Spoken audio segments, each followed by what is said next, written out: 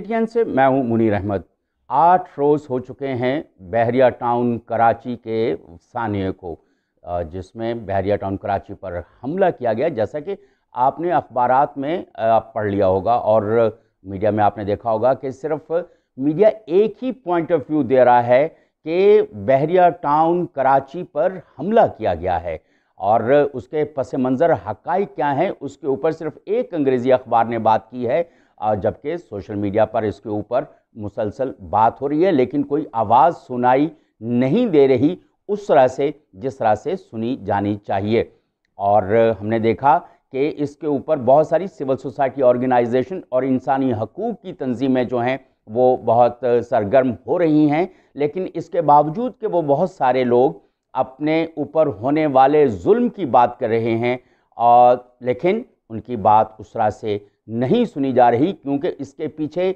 एक बहुत बड़ा प्रॉपर्टी टाइकून है और उस प्रॉपर्टी टाइकून को कुछ सियासी,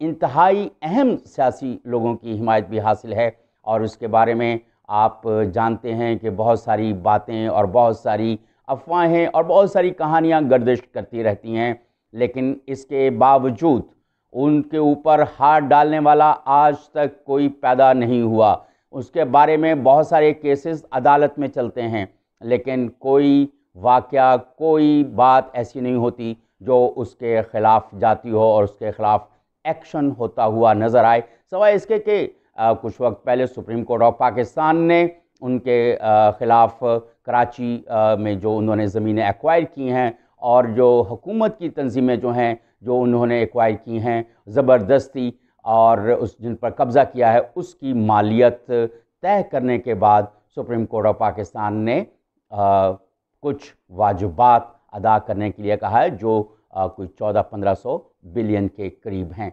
लेकिन अभी जो कराची बहरिया टाउन का वाक़या जो है, ये असल वाक़या है क्या? क्या लोग क्या कह रहे हैं जो नहीं सुना जा रहा है?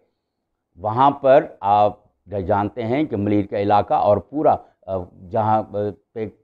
बहरिया टाउन कराची वाक़े है और कंस्ट्रक्ट किया जा रहा है, वहाँ पर 6,32,000 एकड़ ज़मीन जो है उस पर नाजायज़ तौर पर कब्ज़ा किया गया है। और जिन लोगों की ज़मीनें हैं, जिन किसानों की ज़मीनें हैं और जो छोटे छोटे लोग जिनके छोटे छोटे मकान जो हैं और देहात जो हैं वहाँ पर मुनहदम कर दिए गए हैं, उनको ख़त्म कर दिया गया है और उनको पैसे तक नहीं दिए जा रहे। और कहा यह जाता है कि अगर किसी की ज़मीन 100 रुपये है तो उसकी 1 रुपया वैल्यू भी नहीं लगाई गई। तो ये सूरत हाल है जिसके ऊपर सिविल सोसाइटी की तंजीमें, इंसानी हकूक़ की तंजीमें, उसके ऊपर एहतजाज जब उन्होंने 8 जून को किया इतवार के दिन, तो उनके ऊपर जिस तरह से पुलिस ने तशद्दुद किया, टीयर गैस फेंकी गई और 120 अफराद को गिरफ़्तार कर लिया गया और वो अभी तक जेल में हैं और पहले वो फ़िज़िकल रिमांड पर थे और ये सूरत हाल है। लेकिन क्या ये हमला वाकई उन इंसानी हकूक़ की तंजीमों ने किया है? क्या ये हमला वाकई जो सिविल सोसाइटी की ऑर्गेनाइजेशंस हैं उन्होंने किया है? अगर उन्होंने ये हमला करना था तो उनको एहतजाज करने की क्या ज़रूरत थी? वो बराह रास्त इसके ऊपर हमला कर सकते थे, लेकिन पुरअमन एहतजाज करने वालों के ऊपर इस तरह के इल्ज़ामात लगाए गए हैं जो साबित नहीं होते। दूसरी तरफ इंसानी हकूक़ की तंजीमों और सिविल सोसाइटी ऑर्गेनाइजेशंस ने यह दावा किया है अपने एक प्रेस रिलीज़ में कि उन्होंने ये हमला नहीं किया और उन पर इल्ज़ामात है। वो पुरअमन तौर पर कराची बहरिया टाउन के मेन गेट के ऊपर बैठे हुए थे कि कुछ लोग आए और उन्होंने आके मेन गेट को जलाया और उसके बाद वो जो अंदर कमर्शियल एरिया है उसकी तरफ उन्होंने रश किया और वहाँ पे उन्होंने तोड़ फोड़ की। और एक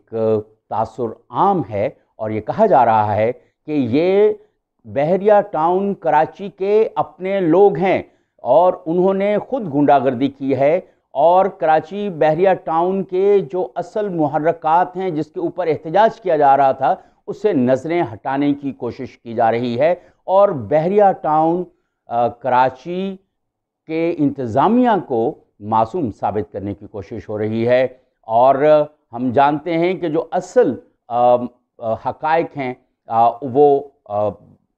زبان زد عام تو ہیں، لیکن میڈیا کے اندر اس طرح سے ہائی لائٹ نہیں ہو رہے ہیں، اور احتجاج کرنے والے یہ بھی کہہ رہے ہیں کہ وہ ان حقائق کے اوپر عدالت جو ہے سپریم کورٹ آف پاکستان اس کے اوپر تحقیقات کرے، یہ بھی ایک ان کا مطالبہ ہے۔ اور اب دیکھا جانا یہ ضروری ہے کہ یہ محرکات کس طرح سے سامنے آتے ہیں، کیا احتجاج کرنے والوں کو ان کا حق ملتا ہے، کیا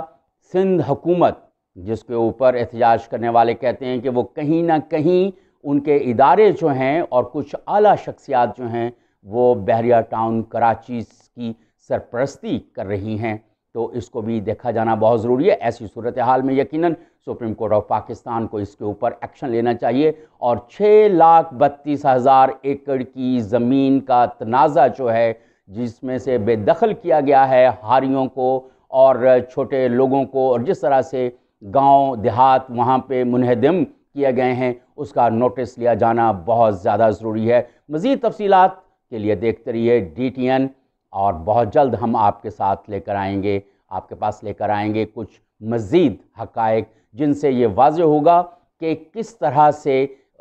لوگوں کا استحصال کیا جا رہا ہے اور ان کی زمینوں پر قبضے ہو رہے ہیں۔ اجازت، اللہ حافظ۔